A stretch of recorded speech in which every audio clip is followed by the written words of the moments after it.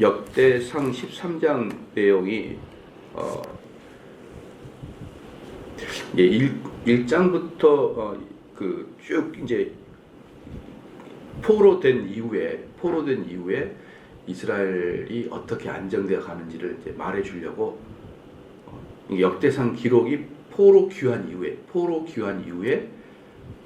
이스라엘 백성의 안정을 말하려고 역대상이 기록되어 있거든요.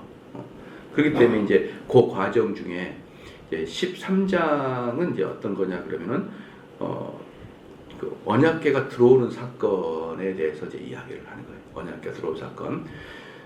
그래서 이제 포로가 된 상태에서 이후에 다시 이스라엘 백성들의 역사를 기록한 거니까 여기서 말하려고 하는 게 뭐냐 그러면 하나님의 그 하나님의 왕국이 사실은 다윗 왕국의 기초였다라는 걸 보여주고 싶은 거예요. 하나님의 왕국이 다윗 왕국의 기초다라는 것을 보여주려고 지금 여러 역대상을 쭉 쓰고 있다 이 말이에요. 역대상을 쓰는 시점은 포로기 이후고 포로기 이후에 이스라엘의 역사를 쫙 다시 한번 쓰는 거예요. 근데 이 역사를 보면서 우리 이스라엘 민족의 가장 근본적인 아이덴티티가 무엇인지를 너희가 좀 알아라. 근본적인 아이덴티티가 뭔지를 알아라. 그 근본적인 우리나라는 하나님과 함께하는 그런 민족이다라는 것을 보여주려고 지금 역대상을 쓰고 있다 이 말이에요. 그 중에 이제 13장은 뭐냐 그러면 우리가 언약궤를 가지고 올 때 얼마나 기뻤었고 또 얼마나 그것 때문에 비참했는지를 보여주고 있는 것이 바로 13장입니다. 그래서 이제 더욱이 이스라엘 사람들을 쭉 이제 포로 귀환한 이후에 모아놓고 우리는 이렇게 신정 국가인데 그 신정 국가가 되기 위해서 우리는 그래야만 안정된 사회가 된다. 신정 국가가 되어야지만 안정된 사회가 된다. 그리고 우리가 신정 국가를 위해서 다윗이 무엇을 했는지를 보여주고 있는 것입니다. 그러면서 또 하나 뭐냐면 너무 기뻤는데 여러분 제가 한번 말씀 물어볼게요. 우리 어떤 사람이 면접 시험에 여기 문제가 있더라고요. 결과가 중요하냐, 동기가 중요하냐. 여러분 뭐가 중요하냐? 어떤 일을 할 때 우리 그리스도인들은 세상적인 관점 말고 그리스도인들은 결과가 중요할까요? 동기가 중요할까요? 그래서 저는 당연히 이제 둘 다 중요하다고 말하지만 굳이 선택하라 그러면 결과가 중요할까요? 동기가 중요할까요? 시작. 여러분은 어떻게 생각합니까? 저는 당연히 결과가 중요하다. 당연히 결과가 중요하다. 아마 비즈니스 해본 사람은 제 말이 너무나 잘 이해가 될 거예요. 그래도 목사님, 우리는 참된 성도니까 결과가 어떻게 되든 동기가 중요한 게 아닐까요? 오늘 이 본문 보면은 이 사람들의 동기는 어마어마하게 좋았습니다. 어마어마하게 동기가 좋았어요. 근데 그 수레에다가 싣고 옴으로 말미암아 그것을 언약궤를 갖고 올 때 탐욕스러운 마음으로 갖고 왔나요? 아니에요. 언약궤를 가져올 때 하나님이 드디어 예루살렘 성에 들어온다는 기쁜 마음으로 언약궤를 갖고 왔단 말이에요. 그러나 싣고 오는 그 결과적으로 싣고 오는 방식이 잘못돼가지고 하나님께 저주를 당하는 거예요. 동기는 선하다니까요. 동기가 악한 게 아니에요. 그러나 그 끌고 오는 방식에서 하나님의 법도를 얻었기 때문에 그 사람에게는 저주가 임하는 것이란 말이에요. 그래서 저는 이게 정말 순둥이하고 여러분 순둥이하고 바보는 구별하기 어려운 거 아시죠? 정말 나는 순진했다. 나는 정말 그걸 선한 마음으로 가졌다. 그러면서 상처를 주거나 그러면서 일을 그르치는 사람들이 얼마나 많은지 특별히 교회에 알고 계십니까? 나는 의도가 그러지 않았어요. 내 뜻은 그게 아니었어요. 그런데 결과는 악해요. 근데 결과는 깨졌어요. 저는 그런 걸 너무 많이 봤기 때문에 동기가 선하다는 이야기가 사실 지긋지긋할 때가 너무 많아요. 야, 네 동기가 그렇게 중요하냐? 너 동교 도중한 게 뭐예요? 지금 결과물로 관계가 깨져버렸지 않냐. 이게 중요하지 무슨 동기가 중요해요. 그렇기 때문에 사랑하는 성도 여러분, 교회라는 단체 또는 어떤 신앙이라는 어떤 형태가 지나치게 이상적이면요, 제가 늘상 말하지만 공산당 된다고요. 지나치게 이상적이면요 분노가 끓게 돼 있어요. 그런 식으로 가정생활, 그런 식으로 신앙생활, 그런 식으로 대인관계 모든 면에서 여러분 불안합니다. 이상적 유토피아주의는. 그렇기 때문에 교회도 신앙도 가족도 뭐 비즈니스는 말할 것도 없고 여러분 결과가 많은 것을 말해주고 있다라는 것을 여러분 기억하시기를 주로 축원합니다. 오늘 본문에서 그 말씀을 제가 꼭 해드리고 싶어서 이 서론의 말씀을 드리는 거예요. 1절 가보십시오. 다윗이 천부장과 백부장 곧 모든 장수로 더불어 의논할세. 이 지금 다윗이 지금 이 언약궤를 갖고 오려고 한 지금 그 언약궤가 그 뭡니까 지금 있는 장소 있죠. 원래 블레셋에서 뺏겼단 말이에요. 언약궤를 블레셋으로 전쟁에 나가갔다가 블레셋에게 뺏겨가지고 블레셋에 있다가 이 언약궤가 블레셋에 있으니까 이 가는 곳마다 언약궤 가는 곳마다 블레셋의 저주가 임하니까 난 도저히 이거 못 갖고 있겠다 그래가지고 이스라엘 지역으로 이 언약궤를 줘버렸어요. 그 장소가 바로 기랏 여아림입니다. 기랏 여아림. 기랏 여아림에다가 언약궤를 줘버렸습니다. 그래서 그 기랏 여아림에는요 장장 70년 동안을 기랏 여아림에서 언약궤가 움직이지도 않고 거기에 장소가 있었어요. 그게 이제 사무엘하 6장 1절부터 11절까지 나온 내용인데 사무엘하 이제 나오는 6장에 나오는 내용인데 기랏 여아림에 70년 동안이나 있었다. 그런데 사무엘하에서는 5장부터 6장까지가 이 언약궤에 대한 이야기가 나왔는데 이 사무엘하에서는 이게 저기 뭡니까 순서가 이 역대상과는 약간 좀 달라요. 사무엘하는 처음에 어떻게 순서가 어떠냐면요. 5장부터 시작되는데 첫 번째 다윗 왕이 즉위를 합니다. 5장 1절부터 5절까지 사무엘하 처음에 다윗 왕이 즉위를 해요. 즉위해. 그 다음에 예루살렘을 정복합니다. 다윗이 즉위하고 그 다음에 두 번째 예루살렘을 정복하고 세 번째 다윗궁을 건설합니다. 다윗궁을 건설해요. 그 다음에 블레셋을 격파합니다. 블레셋 격파해요. 그런 다음에 다섯 번째에 언약궤를 움직여요. 다시 말씀드립니다. 사무엘하에는 다윗 왕이 먼저 즉위하고 그 다음에 예루살렘을 정복하고 그다음에 다윗궁을 건설하고 블레셋을 격파하고 그 다음에 언약궤를 가지고 오는 형태로 사건이 이렇게 진행됩니다. 그런데 이 역대상에서 순서가 뭐냐면 11장부터 보면은 11장에 다윗 왕의 즉위식이 일어나요. 다윗 왕의 즉위식이 일어나고 그다음 두 번째 예루살렘 정복 여기까지 순서가 같아요.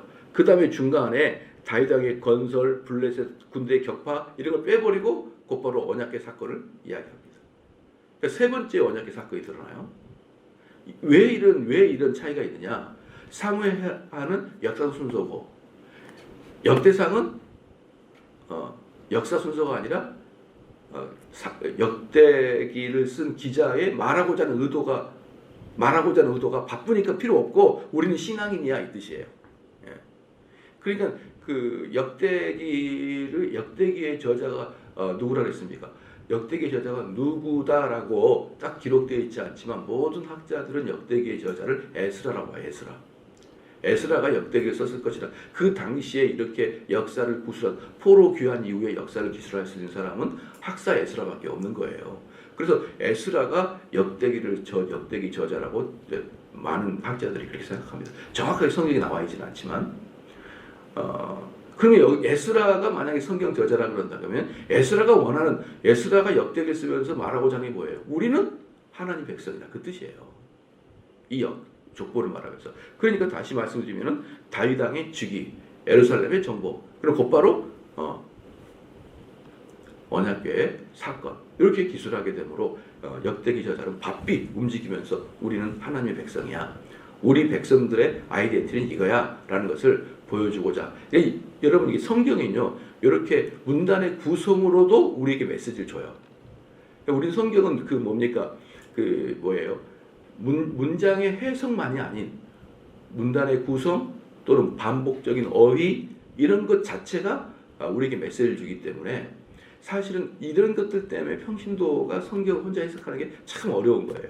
물론 성경 혼자 해석하고 구절구절마다 은혜를 받을 수 있고 구절구절마다 나에게 인생의 말씀인 것들도 다 있죠. 그게 얼마나 좋은지 몰라요. 얼마나 귀중한지 몰라요. 그러나 성경을 구조적으로 성경의 저자가 말하고자 하는 것은 일반 성도들이 그냥 앉은 성경 묵상에서는 잘 이해를 할 수가 없습니다. 그런데 꼭 중요한 것은 뭐냐면 성경은 구조로도 우리에게 항상 메시지를 전해준다라는 것이죠.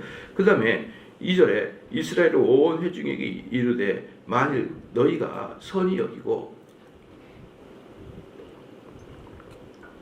또 우리 하나님 여호와로 말미암았다면 우리가 이스라엘 온 땅에 남아있는 우리 형제와 또 저희와 함께 들에 있는 성읍에 거하는 제사장과 레위 사람이 보내어 저희를 우리에게로 모이게 하고, 그러니까 이것이 뭐냐면 이제 다윗이 그 가장 원했던 것은 바로 언약궤가 성전 안에 들어온 거예요. 그러니까 다윗이 하나님께 예배를 드리는 성전을 짓고자 하는 이유도 언약궤를 모시기 위함이었거든요.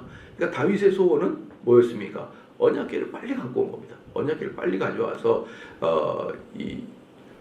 예루살렘이라는 지역에 하나님의 임재가 있기를 소원하는 것이 엄청 컸거든요. 그런데 다윗은 그 일을 이룰 때 어떻게 이루냐면은 혼자만이 이룬 게 아니라 이스라엘 전체가 이 일에 관심을 갖고 전체가 이 일을 축제처럼 이루고자 하는 마음으로 갔었던 것이죠. 자기 사람 또는 자기 아는 사람들끼리 이런 게 아니라 전체가 다 어울려지는 그런 저는 이야기했지만 이번에 이제 대선 후보들 보면은 좀 제발 좀 전체를 아우를 수 있는 좀 그런 사람이 됐으면 좋겠어요. 그 사람들의 어떤 공약 같은 거 보면 꼭 어떤 느낌이 드냐면 내가 싫으면 안 따라와도 되고 이런 느낌이 항상 있어요. 느낌이 항상 싫으면 안 따라와도 되고 내가 그놈들은 혼내줄 거고 이런 느낌이 있거든요. 이런 느낌이 저는 도대체 이런 사람들이 국가의 위정자가 되거나 또 이런 사람이 좋다고 열광하는 걸 보면요 이해가 안 돼요. 이해가 어떻게 한 국가 국민들을 갈라치게 하는데 이런 걸 좋아합니까? 전체가 다 좋아해요. 전체가 어디든지 반대하는 세력이 있고 심지어 정대원 목사도 좋아하는 사람이고 싫어하는 사람이 있어요. 그러나 이건 아니죠. 싫으면 관도 이건 아니에요. 지도자들은 싫으면 관도가 아니에요. 그래도 전체를 데리고 가려고 그러고 아우르려고 하는 그런 노력이 있어야 되는데 요즘은 그런 게 상당히 많이 여야를 막론하고 모든 후보들을 막론하고 거의 비슷해요. 대동소이합니다 이게. 그런데 다윗 봐보십시오. 정말 국가에 중요한 일이 있으니까 뭐예요? 전체 국민을 어때요? 설득하고 관심 갖게 하고 우리가 얼마나 이 하나님의 언약궤가 귀중한 것이야. 전체를 관심 갖게 하잖아요. 전체가 관심 갖게 하는 것이 사실 이게 여러분 쉬운 문제가 아니에요. 저도요. 어떤 일을 처질할 때 우리 교인들이 항상 저한테 불만이 하나 있어요. 불만 중에 하나가 뭐냐면 목사님이 하는 일을 좀 많이 광고하고 해주세요. 우리는 모르는데 어느 날 광고가 툭 나오면 당황스러워요. 그런 불만이 저한테 많거든요. 그게 무슨 말인지 알아요? 그게 무슨 말인지 압니까? 제가 가지고 있는 생각을 이 교회에 이끌어가는 담임 목사의 입장으로서 제가 가지고 있는 생각을 많은 성도한테 홍보하는 게 쉽지 않은 문제라고요. 쉽지 않아요, 그게. 여러분, 의외로 광고하면 될 것 같고, 의외로 설교 말씀한테 한마디 하면 될 것 같죠? 아니에요. 그게 쉽지 않아요. 그러니까 우리가 추구하고 있는 것을 나랑 같이 아는 사람들 모여가지고 우리가 이렇게 했으면 좋겠다라고 이야기하거나 당회원들이 모여서 이렇게 하고 이런 이야기는 쉬워요. 근데 이 이야기를 전체 교인들에게 설득하고 전체 교인들이 관심 갖게 하는 그것은요 에너지가 상당히 많이 듭니다. 만약에 그게 에너지가 상당히 많이 들지 않았다 그러면 제가 그런 이야기 안 듣겠죠. 그렇죠? 목사님은 갑자기 광고가 툭 나와가지고 갑자기 이렇게 진행할 때 우리 성도들이 당황할 때가 많아요. 이런 이야기가 종종 들리거든요. 그건 그만큼 그게 어렵다는 거예요. 그렇기 때문에 지금 현재 국가를 운영하는 사람들이 그게 어려운 거예요. 그게. 근데 다윗은 어떻습니까? 꼭대기부터 아래까지 모든 백성들을 모이게 해가지고 그 지도자들이겠죠. 그대 지도자를 모여가지고 우리는 이렇게 할 것이고 이렇게 할 것이고 그날의 잔치를 베풀 것이고 모든 백성들이 관심 갖고 참여하고 독려할 수 있도록 그렇게 했던 것이 다윗입니다. 그래서 우리는 진짜 훌륭한 지도자는 이런 거예요. 모든 백성들이 한 마음을 갖게 하는 것, 모든 백성들이 뭐가 중요한지를 집중하게 하는 것, 이렇게 하는 것이 진짜 지도자다라고 할 수 있는 것입니다. 세 번째, 3절에 우리 하나님의 궤를 옮겨오자 사울 때는 우리가 궤 앞에서 묻지 아니하느라며. 여기서 분명히 다윗이 말하고 있는 거예요. 사울은 한 번도 언약궤 앞에서 우리가 어떻게 전쟁할까요? 우리가 어떻게 묻지를 않습니다. 묻지를 않아요. 근데 지금 여기서 말하고 있는 건 뭐냐? 다윗이 말하고 있는 게 뭐냐? 그게 바로 이스라엘의 패착이라는 거예요. 그게 바로 이스라엘의 패착입니다. 여러분 이제 그게 뭐가 중요하냐면 성도들에게는요, 그런 이야기를 하더라고요. 이제 우리 주일학교 교사들이 이제 이야기해요. 주일학교, 중고등부, 중고등부 다 포함되겠죠. 다 주일학교 교사고, 더 나간다 그러면 주일학교는 모든 성도들이 주일학교예요. 주일날 배우는, 주일날 공부한다 개념이 주일학교예요. 이건 어린이들만 있는 게 아니라 어른들까지 모든 게 주일학교입니다. 그렇기 때문에 모든 사람에게 공통이 되지만 특별히 우리 중고등부가 정말 문제예요. 중고등학생들이 멍해요. 그냥 중고등부 예배 시간에 선생님이나 사역자들이 뭔만 해도 눈이 순간적으로 풀려가지고 약간 좀비 비슷하게 돼버려요. 다. 그냥 그게 그렇게 돼요. 그래서 중고등부가 심히 고민이 많습니다. 그래서 제가 중고등부 교사한테 하고 싶은 이야기가 있어요. 제가 주일날 이 말씀을 드릴 건데요. 사람을 변화시키는 것은 그 사람의 심령을 뚫고 들어가는 것이어만 사람이 변화시켜요. 그냥 머리만 툭 치고 지나가면 변화되는 게 아니에요. 야 공부해라. 공부하면은 좋은 거 다 알죠. 그렇다고 누가 공부합니까? 야 죄 짓지 마라. 심지어 야 차도 함부로 건너지 마라. 그래 차도 건너버려요. 그걸 몰라서 안 하는 게 아니라 인간은 그걸 하고자 하는 마음도 별로 없고 능력도 별로 없어요. 그래서 못하기 때문에 그런 인간을 좋은 인간을 만들려면 머리를 스치고 지나가는 아이디어는 안 돼요. 10년까지 들어와야 돼요. 그래서 주일학교 교사들은 기도 안 하면 아무도 변화 못 시킵니다. 아십니까? 그 사람들은 열심히 성경 공부 준비하죠. 준비하죠. 주일학교 우리 교회도 마찬가지예요. 어른들도 주일학생이잖아요. 그럼 여러분들 심령이 변화시키려면 당연히 설교자의 기도가 따라가지 않으면 불가능해요. 불가능합니다. 그런데 저는 우리 중고등부 교사들이 과연 기도를 많이 하나? 이걸 이야기하고 싶은 거예요. 당신들이 정말 중고등부 학생들을 원한다 그러면 당신들 기도하나? 이 말이에요. 기도하나? 이게 안 되고 이게 안 되는 상태에서 우리 중고등부가 문제야. 그렇게 말할 자격이 없다라는 거예요. 그렇게 말할 자격이 없다. 정말 자기 백성들 한 명 한 명 주일학교 반사니까 얼마나 적어요.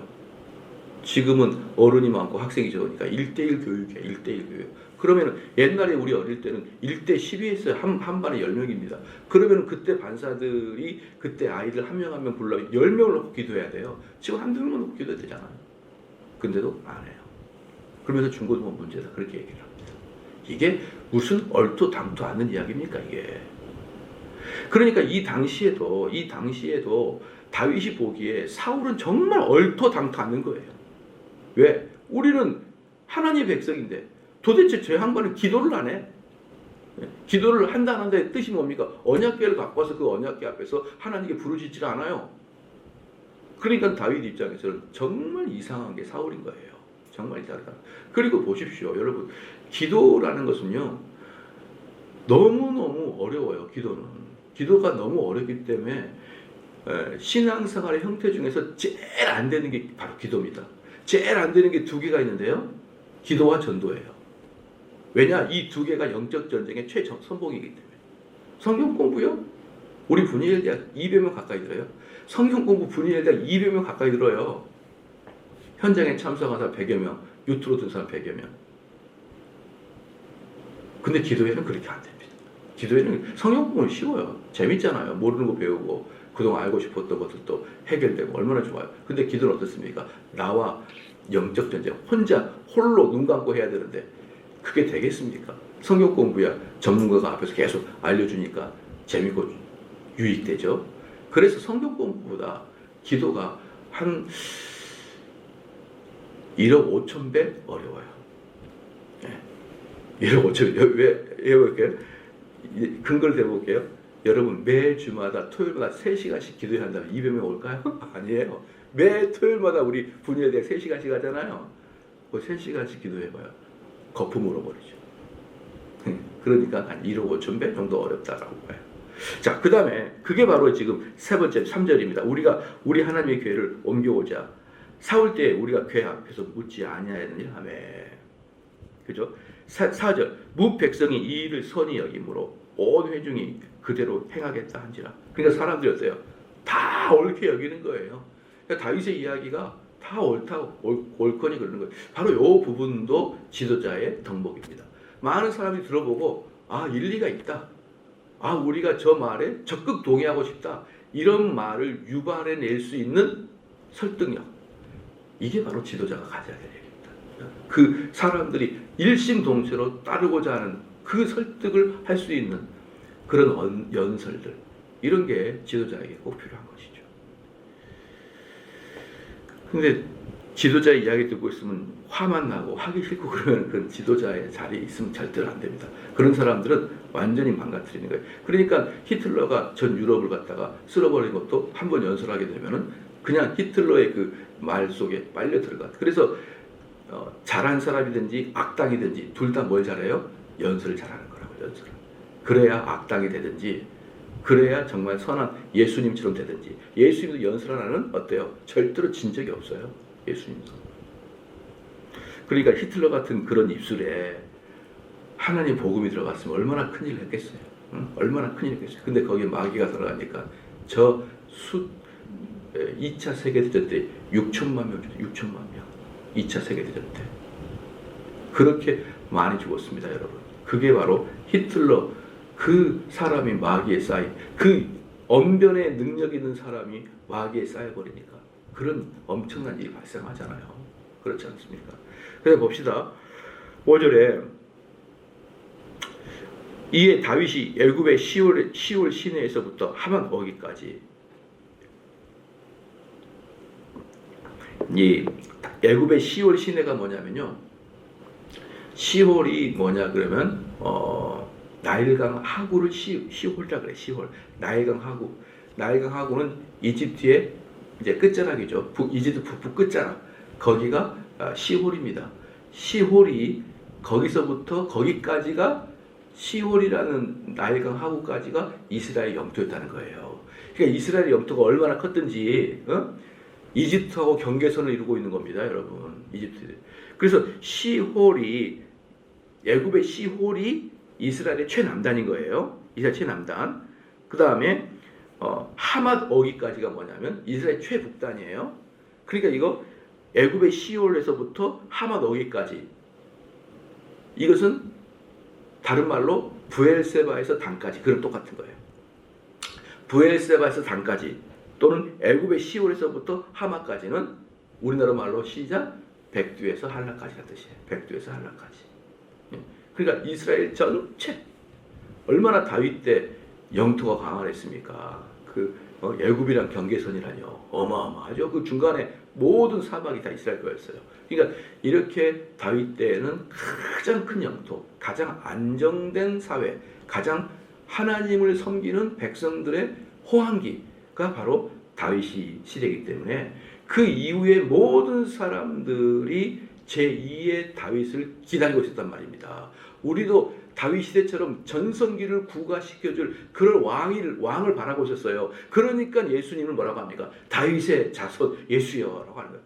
당신이야말로 이 이스라엘을 제2의 전성기로 만들어줄 그런 분입니다. 다윗의 자손 예수여라고 그렇게 환호성을 질렀던 거였던 거예요. 그만큼 다윗이 중요한 것입니다. 그러면 애굽의 시올 시내에서부터 하만 어기까지 온 이스라엘을 불러 모으고 기랏 여아림에서부터 하나님의 계획을 메어 오고자 할세. 기랏 여아림이 뭡니까? 아까도 70년 동안이나 블레셋에서도 가져와서 70년 동안이나 언약궤를 가지고 있었던 지역이 기랏 여아림입니다. 거기서 기랏 여아림에 올라가서 여호와 하나님의 궤를 메어 오려 하니 이는 여호와께서 두 그룹 사이에 계심으로 그 이름으로 일컫는 궤라. 7절에 하나님의 궤를 새 수레에 싣고 아비나답의 집에서 나오는데 우사와 아히오는 수레를 몰며, 그 다음 기랏 여아림이라는 곳은 지역이야. 지역. 그 지역 안에 누구의 집에 있냐면 아비나답이라는 사람의 집에 언약궤가 있었고 그 아비나답의 아들입니다. 우사와 아히오가 수레에다가 그걸 싣고 온 거예요. 그런데 여기서 중요한 게 뭡니까? 중요한 게 뭐냐면 새 수레예요. 이게 굳이 수레도 아니고 새 수레입니다. 새 수레. 왜 새 수레냐 그러면 여러분들 만약에 옛날 분들 생각해 보시면 만약에 선보러 간다. 그러면 여성들도 새 양장을 하나 딱 입고 남자들도 새 양복을 딱 입고 처음에 선보러 갈 때 좋게 미용실에서 머리하고 새 양복 입고 그렇게 선보러 가지 않나요? 새 옷 입고 줄룩줄룩한 그런 양복 입고 하는 게 새 양복 입고 선보러 가고 그러잖아요. 그러니까 여기서 새 양복 또는 새 모습 이게 뭐예요? 상대를 배려하고 존중하고 상대에게 잘 보이고자 하는 마음이 있을 때 새 것을 입는다고요. 그렇잖아요. 그러니까 여기서 굳이 수레가 아니라 새 수레라고 말하는 것은 이 다윗과 백성들이 하나님의 언약궤에 대한 존경심이 어마어마하게 있었다고요. 그 하나님의 언약궤를 70년 만에 예루살렘에 가져오는데 그냥 갈 수가 없는 거예요. 제일 좋은 수레를 새로 만들어가지고 하나님의 언약궤를 딱 싣고 오는 겁니다, 여러분. 그래서 굳이 거기다가 뭘 합니까? 새라고 딱 붙이고 새 거, 좋은 거, 귀한 거. 이걸 딱 붙였어요. 그러니까 이때 이미 다윗과 백성들은 얼마나 그 언약궤에 대한 애정과 존경심이 강했는지 알겠죠. 근데 문제는 뭐냐면 70년 동안 다윗이 너무 흥분하고 너무 좋아해가지고 70년 동안 하나님의 언약궤를 보지 않으니까 이 언약궤에 대한 법도를 잠깐 잊어버렸을 거예요. 언약궤에 대한 법도 뭡니까? 둘이 메고 와야 되는데 그것도 레위 지파가 메고 와야 되는데 레위 지파가 두 개를 둘이서 메고 와야 되는데 그걸 깜빡 잊어버렸어요. 왜? 70년이니까.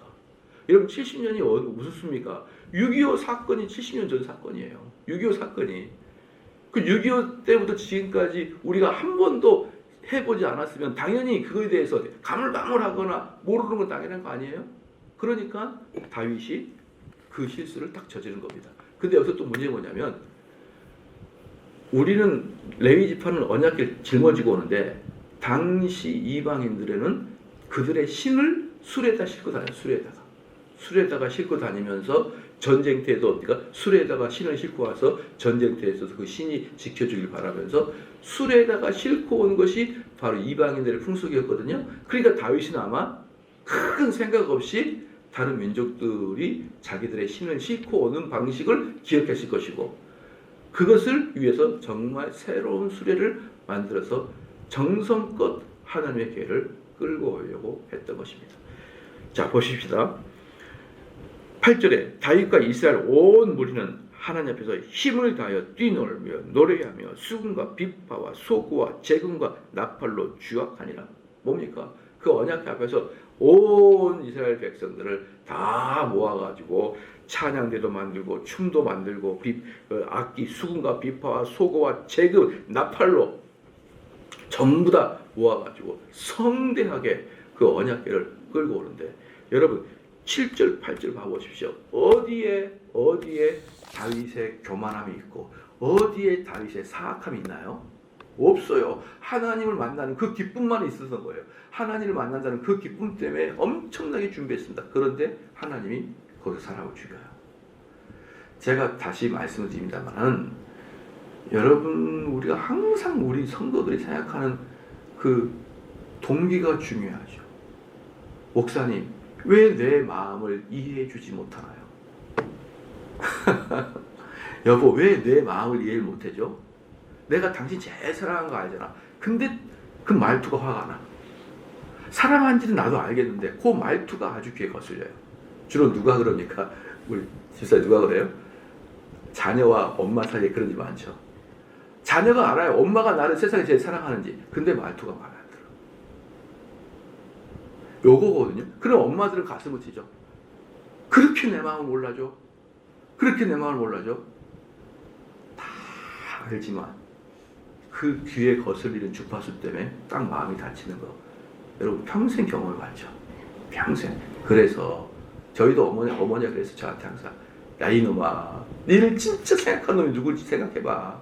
니를 진짜 생각 누가 해주겠어. 니를 밤마다 위해서 기도해서 누가 그거 55,052번 들었어요. 지금까지. 근데 저랑 제일 많이 싸우는 우리 어머니예요. 듣기가 싫어요. 말이. 자녀에게도 여러분 고운말을 써야 됩니다. 고운말을. 왜? 그 자녀도 인격이니까. 어느 날 어른들 툭툭 그냥 사랑한다고 사랑하는 놈 해초를 댄다 툭툭 이렇게 해버리는데 엄청나게 상처 많이 받아요 자녀들이. 그럴 때 어떤 좋은 말로 해야 좋은 말. 좋은 말. 왜? 그 자녀 인격이잖아요. 그런데 사랑한다는 그 마음의 원리 하나만 가지고 막 나무라기도 하고 충고하고 변경하라 이렇게 하고 네 공부 잘하라고 말하는 소리지 내가 네 미워서 하는 소리냐 이렇게 하면서 부모 자식 간에 형제 간에 부부 간에 사이 많이 갈라집니다. 사이 많이 갈라져요. 여러분 동기 중요한 거 알아요. 근데 동기보다 더 10배를 중요한 게 뭐냐면 여러분 말투예요. 말투. 그 말투가 다 깨요. 다. 목사님 왜 저 마음 몰라주나 100번, 1000번, 10,000번도 알아. 근데 듣기가 싫어 말소리. 그래서 오히려 자기 가족들이나 가까운 사람들을 대할 때는 저 멀리 있는 사람 대하듯이 그렇게 언어를 좀 써봐요. 괜찮아. 얼마든지 이해할 수 있어. 그렇게 해보라고요. 그러면은 훨씬 좋을 텐데 그냥 자기 자식들한테 막 악담으로 써대고 막 코너에 몰아붙이고 네가 그러고도 배운 놈이냐? 막 이러면서 뭐 저 같으면 네가 그러고도 목사냐? 이렇게 해버리면 모든 게 끝장나는 거예요. 그게 아무리 나를 사랑한 사람이라도 아무리 만약에 그렇다고 제가 그런 게 아니고 우리 지금 그런 사람 없어요. 예를 든 거예요. 목사님이 저것 때문에 고생 안 하고 아니에요. 저한테 그런 사람 지금 아무도 없어요. 초창기 때 좀 그랬지만 만약에 우리 아내가 네가 그러고도 목사냐? 그러면 다 깨지는 거예요. 다 깨지는 거예요. 만약에 화가 나서도 그랬다. 다 깨지는 거예요. 예. 그러면 그 다음 주 주일날 우리 아내가 안 나오겠죠. 왜 안 나오냐? 낙상 사고 났다고 했겠죠. 그래서 얼굴을 꼬매고 있겠죠. 이렇게 새벽 1시 반에 낙상 사고가 해가지고 얼굴이 찢어지고 그랬겠죠. 예, 기도하겠습니다.